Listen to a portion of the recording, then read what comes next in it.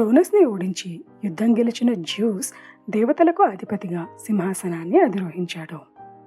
యుద్ధం ఆగడంతో భూమి మీద మళ్లీ పచ్చదనం మొదలైంది. సముద్రాలు చల్లబడ్డాయి. ఆకాశం పక్షుల కిలకిలలతో, అందమైన మబ్బులతో ఆహ్లాదకరంగా మారింది. కొన్ని సంవత్సరాల పాటు తన విజయాన్ని సంతోషంగా అనుభవించిన జ్యూస్ తన తోబుట్టువైన హెరాను పెళ్లి చేసుకుని 4 పిల్లలను కన్నాడు. తన కొత్త జీవితాన్ని కొంతకాలం సంతోషంగా ఆస్వాదించిన మెల్లిమెల్లిగా అతనిలో ఏదో వెలితి మొదలయ్యింది. తాను భూమాకాశాలకు అధిపతి, కరెక్టే. తన పాలనలో అంతా సజావుగా సాగుతుంది, అది కూడా కరెక్టే. కానీ ప్రతిదీ ముందు నుండి సృష్టించబడి ఉంది ఈ విశ్వంలో. తానంటూ దేన్ని సృష్టించలేదు అన్న ఆలోచన అతని మనసులో ఒక రకమైన వెలితిని సృష్టించింది. ఏం చేస్తే తన మనసులో ఉన్న వెలితి తీరుతుంది అని బాగా ఆలోచించిన అతని మనసులో తానంటూ ఆడుకోవడానికి, తనని పూజించడానికి ఒక జాతిని సృష్టిస్తే అన్న ఆలోచన మెదిలింది. ఆ ఆలోచన రాగానే అతను వెంటనే తన స్నేహితుడైన ప్రొమీథియస్ దగ్గరకు వెళ్ళాడు. ఈ ప్రొమీథియస్ ఎవరు అనుకుంటున్నారా? అక్కడికే వస్తున్నా. ప్రొమీథియస్ 12 మంది టైటన్స్లో ఒక్కడైన ఇయాపటస్ కొడుకు. ధైర్యం, మొండితనంతో పాటు దేవతలకు ఉండాలి అని మనం కోరుకునే మంచితనం పుష్కలంగా ఉన్న విజ్ఞానవంతుడు ప్రొమీథియస్. అంతేకాక అతను ఒక మంచి కళాకారుడు. తన చేతులతో అందమైన, అవసరమైన వస్తువులు తయారు చేయడంలో దిట్ట. టైటన్స్కు ఒలింపియన్స్కు మధ్య యుద్ధం జరుగుతున్న సమయంలో మొదట్లో ప్రొమీథియస్ తన తండ్రితో పాటు టైటన్స్ వైపే ఉన్నాడు. పోను పోను వారి మొండితనం, శాంతి కోసం ప్రయత్నించకుండా మొండిగా ఒలింపియన్స్ని చంపాలి అన్న వారి అహంకారాన్ని తట్టుకోలేక వారి నుండి విడిపోయి ఒలింపియన్స్తో చేతులు కలిపిన కొద్ది మందిలో ప్రొమీథియస్ ఒకడు. మానవ జాతిని సృష్టించాలి అన్న ఐడియా జ్యూస్కి వచ్చినప్పుడు ఆ ఆలోచనని నిజం చేయగల సమర్థత ఉన్న వ్యక్తి ప్రొమీథియస్ మాత్రమే అని నమ్మి అతన్ని కలిశాడు జ్యూస్. దేవతల రూపురేఖలతో ఒక చిన్న సైజు జీవజాతిని సృష్టించమని, వారికి సొంతంగా ఆలోచించే శక్తి మరియు దైవత్వం మీద నమ్మకం, భయం ఇవ్వమని ప్రొమీథియస్ని అడిగాడు. జ్యూస్ కోరిక ప్రకారం ప్రొమీథియస్ వెంటనే భూమంతా చుట్టి మంచి మట్టి ఉన్న చెరువు అంచులో కూర్చుని జాగ్రత్తగా అక్కడ ఉన్న మట్టితో మనిషి ఆకారం సృష్టించాడు. రకరకాల మట్టులతో రకరకాల ఆకారాలను సృష్టించి వాటిని ఆరబెట్టాడు. సాయంత్రం అయ్యేటప్పటికీ అక్కడికి తన కూతురైన అథెనాతో చేరుకున్న జ్యూస్ ప్రొమీథియస్ సృష్టిని చూసి పొంగిపోయాడు. అథెనా ఆశ్చర్యంతో నోరు వెళ్ళబెట్టేసింది. వాళ్ళ ఆశ్చర్యానందాలను చూసి గర్వంగా ఫీల్ అయ్యాడు ప్రొమీథియస్.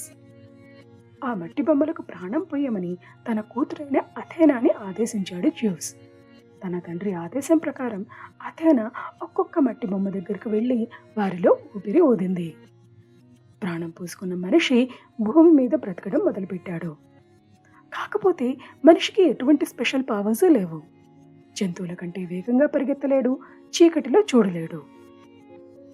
అలా సాదాసీదాగా ఉన్న మనిషి బిక్కుబిక్కుమంటూ గుహలలో దాక్కుని బ్రతికేవాడు. తాను సృష్టించిన మనిషి పడుతున్న కష్టాలను చూసి చలించిపోయాడు ప్రొమీథియస్. వారికి సహాయం చేయాలని నిర్ణయించుకొని వారికి ఆకాశం నుండి నిప్పు తీసుకువచ్చి ఇచ్చాడు.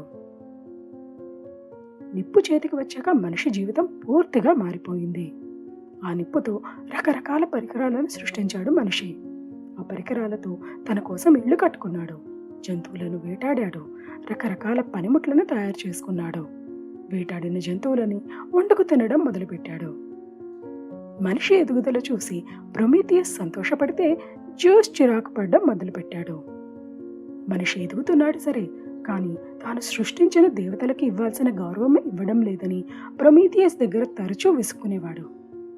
అతని ప్రవర్తన చూసి ప్రొమీథియస్కి కోపం వచ్చినా సహనంతో భరించేవాడు. చివరికి ఇలా చిరాగ్గా ఉంటే లాభం లేదనుకున్న జ్యూస్ మనుషులకు ఆర్డర్ వేశాడు. ప్రతి పూట భోజనానికి ముందు మీరు ఏదైనా ఒక జంతువును దేవతలకు బలి ఇచ్చి అందులో సగం వారికి కానుకగా ఇచ్చి మిగిలింది మీరు తినాలి అనేది ఆ ఆర్డర్.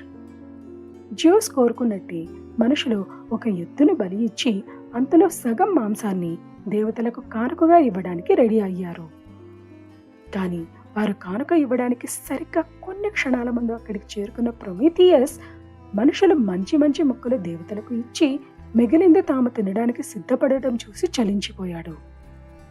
మనుషులకు మంచి తిండి పెట్టాలని నిర్ణయించుకొని మంచి మాంసం ఉన్న భాగాన్ని ఎముకలతో కప్పి, ఎముకలు ఉన్న భాగాన్ని మంచి ముక్కలతో కప్పి దేవుళ్లకు కానుకగా పెట్టమన్నాడు. తన కానుక తీసుకోవడానికి వచ్చిన జ్యూస్ మంచి ముక్కలతో కప్పి ఉన్న ఎముకలను సంతోషంగా తీసుకువెళ్ళాడు. కానీ తాను తీసుకుంది ఎముకల కుప్ప అని అర్థమయ్యాక ఒక్కసారిగా కోపంతో రగిలిపోయాడు. ఆ కోపంలో మనుషుల దగ్గర నుండి నిప్పును తీసేసుకున్నాడు జ్యూస్. దాంతో ప్రపంచం మళ్లీ చీకట్లో మునిగిపోయింది. మనిషి మళ్లీ బిక్కుబిక్కుమంటూ గుహలకు అంకితమైపోయాడు. తన సృష్టికి పట్టిన గతిని చూసి బాధపడ్డ ప్రొమీథియస్ మానవత్వాన్ని కాపాడాలి అని నిర్ణయించుకుని ఒలింపియన్ పర్వతాన్ని ఎక్కి అక్కడ దేవతల కోసం నిరంతరం వెలుగుతున్న నిప్పుని తీసుకుని వచ్చి మనుషులకు ఇచ్చాడు. దాంతో మనిషి మరొక్కసారి భయం లేని జీవితం మొదలుపెట్టాడు భూమి మీద. మళ్లీ భూమి మీద నిప్పు వెలుగడం చూసిన జ్యూస్కి ప్రొమీథియస్ చేసిన పని అర్థమైంది. మనుషుల మీద ప్రేమతో తన ఆజ్ఞను వ్యతిరేకించిన అతని అహంకారానికి కోపం తెచ్చుకున్న జ్యూస్ అతన్ని కాకసస్ అనే పర్వతం మీద ఒక రాయికి కట్టిపడేశాడు. జ్యూస్ ఆజ్ఞ మీద ఒక డేగ ప్రతిరోజు ప్రొమీథియస్ దగ్గరకు వచ్చి అతని లివర్ని పొడిచి పొడిచి తిని సాయంత్రానికి వెళ్ళిపోయేది. డేగపోట్లకి నాశనమైన అతని లివర్ మరియు శరీరం తెల్లారేసరికి మళ్లీ మామూలుగా మారిపోయేవి. మళ్లీ ఉదయాన్నే డేగ వచ్చేది. అతని లివర్ తిని సాయంత్రానికి వెళ్ళిపోయేది. తెల్లారేటప్పటికీ అతని శరీరం మళ్లీ మామూలుగా మారిపోయేది. ఇలా ప్రతిరోజు కొన్ని యుగాల పాటు శిక్షణ అనుభవించాడు ప్రొమీథియస్. మనుషులకు నిప్పును ఇచ్చి తప్పు చేశాను అని ఒప్పుకుంటే శిక్ష తగ్గిస్తానని చెప్పిన జ్యూస్కి తాను చేసిన పని తప్పు కాదని, దానికి తన జీవితాంతం శిక్ష అనుభవిస్తాను కానీ దాన్ని తప్పని మాత్రం ఒప్పుకోను అని చెప్పాడు ప్రొమీథియస్. మానవజాతి మంచికి అతను పడిన తపనకు ప్రతిఫలంగా అతను కొన్ని యుగాల పాటు ప్రతిరోజు మండుటెండలో కాలుతున్న బండ మీద బందీగా డేగ నోటికి ఆహారంగా బ్రతికాడు. ఇది మనిషిని సృష్టించి అతని మంచి కోసం తప్పించిన ప్రొమీథియస్ కథ. త్వరలోనే మానవ జాతికి రోగాలను పరిచయం చేసిన పాండరా కథతో మీ ముందుకు వస్తాను. అప్పటి వరకు సెలవు.